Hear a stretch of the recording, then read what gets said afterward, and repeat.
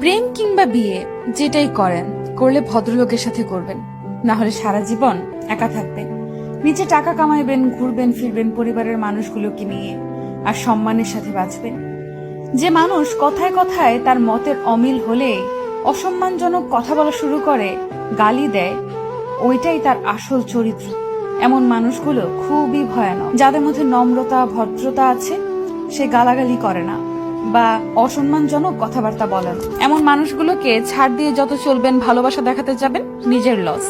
এরা আপনাকে মানসিক রোগী বানানো ছাড়া কিছুই দিতে পারবে না।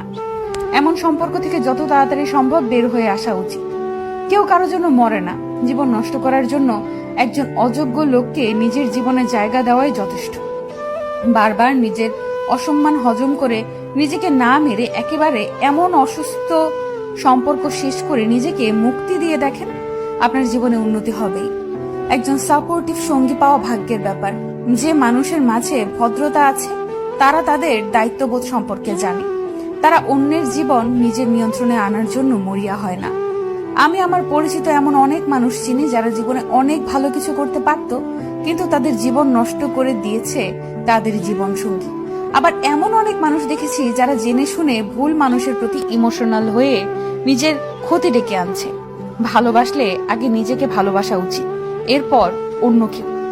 ভালোবাসা যদি ভালো থাকাই কেড়ে নেয়, এমন ভালোবাসা দিয়ে কি করবেন?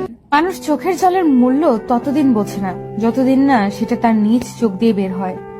ভালোবাসার সবচেয়ে কষ্টের মুহূর্ত হলো পুরনো স্মৃতিগুলোকে ভুলে থাকা। এই কেমন কষ্ট! না কাউকে দেখানো যায়, না কাউকে বলা যায়, না শুয়ে থাকা যায়, না ভুলে থাকা যায়, না ফেলে দেওয়া যায়। শুধু প্রত্যেকটা সেকেন্ড বুকের ভেতর অনুভব করা যায়। এর নামে কি ভালোবাসার কষ্ট? কখনোই প্রিয় মানুষের কাছে নিজের দুর্বলতা প্রকাশ করবেন না। যদি আপনি প্রকাশ করেন, তখন সে আপনার দুর্বল জায়গায় আঘাত করবে। কখনোই কাউকে বেশি আপন ভাবাটা ঠিক নয়, কেননা কিছু সময় পরে সেই ব্যক্তিটি পর হয়ে যায়। কাউকে বেশি ভালোবাসতে যাবেন না, কেননা যাকে আপনি সবচেয়ে বেশি ভালোবাসবেন, সেই মানুষটি আপনার কষ্টের কারণ হয়ে দাঁড়াবে।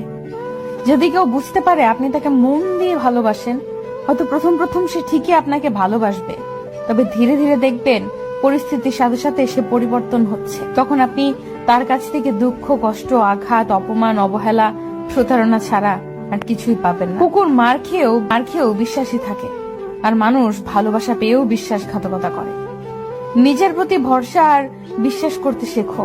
পথ যতই কঠিন হোক, রাস্তা তুমি নিজেই খুঁজে পাবে। ভালোবাসা এমন এক বদ অভ্যাস যেটার কারণে মানুষ এক মুহূর্ত আনন্দ পাবার জন্য সারা জীবন কষ্ট সইতে দ্বিধাবোধ করে না। যতই রাগ উঠুক না কেন, রাগের সময় একটু ভেবেচিন্তে কথা বলা উচিত। রাগ কমে গেলে তুমি হয়তো ক্ষমা চেয়ে নেবে, সে ক্ষমা করে দেবে, কিন্তু যাকে কথাগুলো বলবে তার মনে সেগুলো চিরস্থায়ী হয়ে যাবে। সবাই ভালো ব্যবহারের যোগ্য হয় না। মাঝে মাঝে যে যেমন তার সাথে তেমন ব্যবহার করা উচিত। এটা অসভ্যতা নয়, প্রয়োজনীয়তা। দুনিয়ার জন্য তুমি একটা সাধারণ মানুষ, কিন্তু একটা সাধারণ মানুষের কাছে তুমি তার সম্পূর্ণ দুনিয়া। নিম পাতায় যতই চিনি মিশাও না কেন, তা কখনো মিষ্টি হয় না।